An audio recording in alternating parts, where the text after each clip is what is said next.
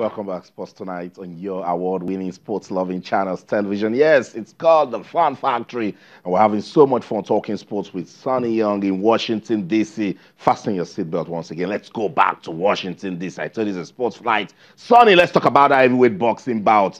Deontay Wilder, Tyson Fury, Sonny, they won my heart. We saw the left hooks, we saw those jabs, we saw knockdowns, but in the end, the referees, the judges, says it's a split decision draw. Was it a draw for you, Sonny? Well, I got to give mega props to Tyson Fury, Austin. Wow. I think he rates as maybe the big comeback story in boxing for 2018. I thought he turned in a tremendous performance against Deontay Wilder. You know, some people that watched the fight thought that Fury might have won maybe 8 of the 12 rounds. Some said he won 9 of the 12 rounds.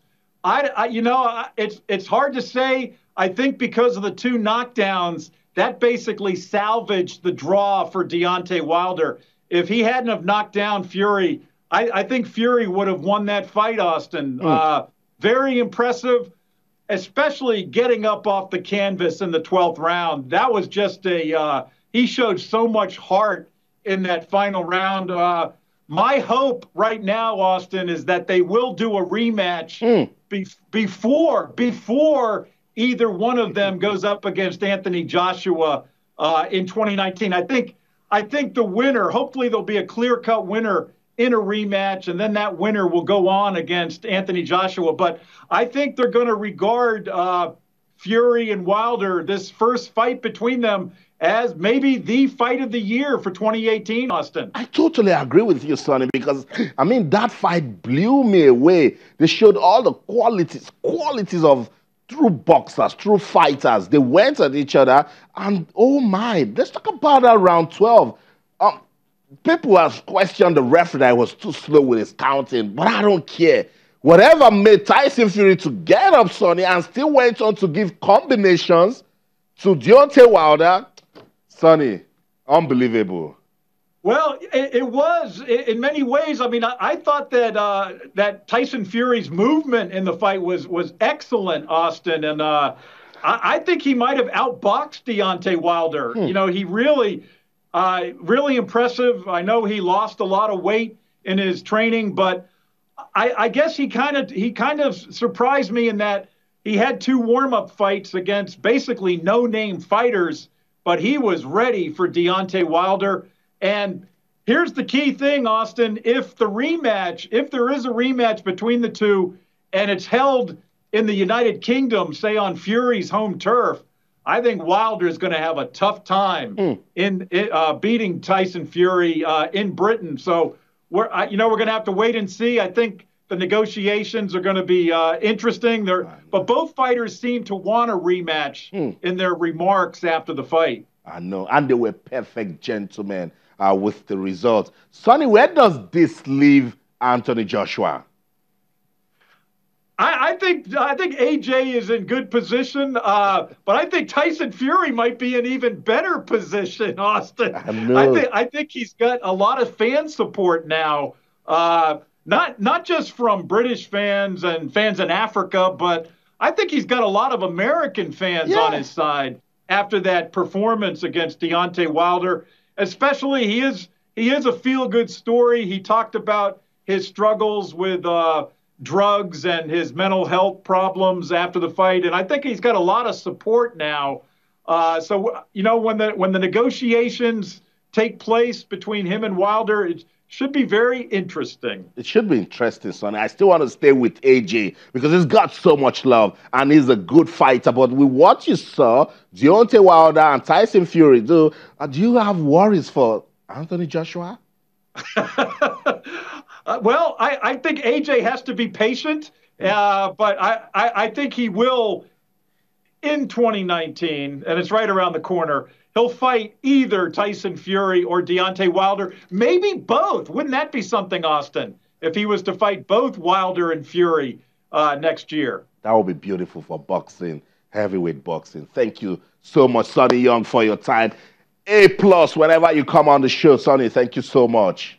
Always a pleasure to be on the Fun Factory, Austin. Thank you.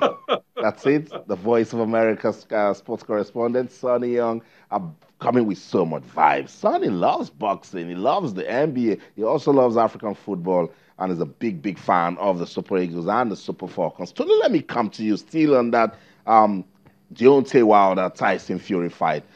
I don't know. I don't know how to describe it. I mean, it was an unbelievable fight for me. Yeah, it was. Wow. It was unbelievable, and many were surprised that Tyson Fury hung on, till the 12th round, went the distance. But I think we should just expect it from Tyson Fury. There's a reason why he's 27-0.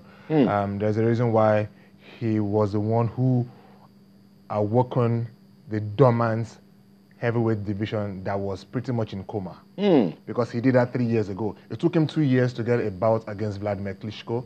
And when he eventually did, in Germany, people don't want to fight Klitschko in either Germany or Ukraine because he has a huge fan base there. Tyson went all the way, got a bout, won the fight, brought the belt back, and was dormant. And went over 30 months without getting back into the ring, battled mental illness, and almost committed suicide. And all of that. And then he came back gradually. He was supposed to do 5 bouts before taking on Wilder. After the second bout against Francisco Pianeta, he told his manager, look, you know what? Bring on Wilder. I'm ready. Wow. He said bouts like this get him in the mood. And yeah, we saw it. I think if Fury was at his utmost best, he would have won. And yes, he was winning that bout until those knockdowns, which ultimately made things very difficult. Now, there is equally the conspiracy theory or the other angle of the home factor. I strongly agree with it because I want to believe that if the bout took place in England, regardless of the knockdowns, Tyson Fury might have taken it because I think it took nearly 8 or 7 rounds out of 12, and it was good to go until those knockdowns came in. But hey, for the first time in Wilder's career, in his 40 bouts, he's knocked down every single opponent he has ever faced except Tyson Fury. For the first time, he faced a real champion, and he got the stuff of an unfit champion and still couldn't do what he usually does. So it tells you something. Come on, Wilder, it's the biggest fight of your life that you've been looking out for. You eventually got it. You should have lit up the arena, but you didn't. Now, at the end, both fighters were respectful. No bad blood, which makes me think there won't be a rematch. Usually, Austin, and that's an unpopular opinion because usually for there to be a rematch, the bad blood continues right there in the ring. But hey, here you have 2 boxers who were there mocking Joshua and calling him out right in the ring. And saying that they are the best. Both of them are the best. Look, so, I mean, there is no bad blood between these two. Not enough bad blood to set up a rematch. I think after what Deontay Wilder just faced, he wouldn't want to face it again anytime soon. Because I think he would tell himself, oh, I think I'm lucky I came off with this without losing my unbeaten record. And Tyson Fury will equally say to himself, yeah, that was a good fight. Maybe he will feel like he can get, if he gets a second chance, he'll probably win the bout again. But I don't think there's enough bad blood to, force a rematch. However, until Joshua's tweets 2 days ago, in response to Wilder's manager, I didn't think that bout was going to happen either. I thought even if any of these two had won, we'll probably be waiting to see this bout in 2020. But hey, I think Joshua looks ready. I think Joshua is ready. He's saying, look, they called out Wilder severally. They tried to sign a contract, and that is what they say. The Wilder team was That is what they say. Wilder camp say Wilder has been calling out Joshua publicly on social media. Joshua says, bring the contract. Yeah, but Joshua at the same time is saying, I need to give the fans in England a fight. It was a big fight. You can come to Wembley. We must not go to Las Vegas all the time. Wilder has it all to lose. I mean, Wilder doesn't have enough appeal to attract Joshua anyway. Until this bout, whatever his name is, Deontay Wilder's biggest payout day was $2.1 million. The fight against Luis Ortiz a couple of months ago was his biggest payday. From this, he got about $7 million. 2 years ago, a year ago, Joshua was getting $20 million for fighting guys like Joseph Parker. Wow. So, I mean, and Joshua is undisputed champion, right? He has 3 or 4 of the belts with him. He has nothing to lose if he chooses not to fight Wilder. All he needs is for Deontay to come and say, okay, I want to fight you. And Joshua looks at it from the aspect of unifying the division. Should he really be pressured into doing that? Not necessarily. But that WBC belt is powerful. It's powerful, right? Deontay But holds it. no, it's not so powerful, apparently, because if it was so powerful, it'd probably be at the other end of the divide. Vitaly Klitschko had it for so long, and both Vitaly and Vladimir refused to fight to unify the division until Vitaly retired in 2012, and then the belt went first to Benny Steven before Wilder got the belt off him. But hey, the division has had Wilder as the champion for some years now, and it still hasn't made him a proper name globally.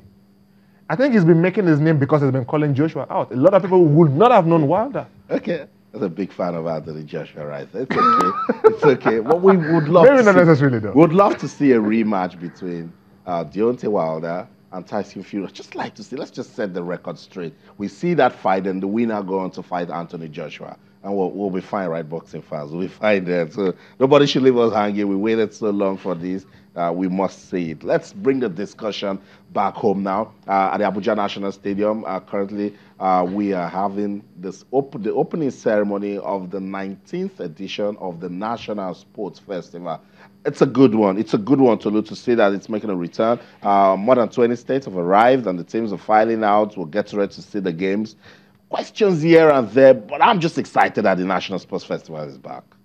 The last time I was here and we talked about it, I said I wouldn't believe it until it's happening. All right, so a week to this, I still wasn't going to believe it was going to happen because we've seen this happen before and then it just got postponed like that. But 6 years is a long time. Austin, in 6 years, we've had 2 presidents.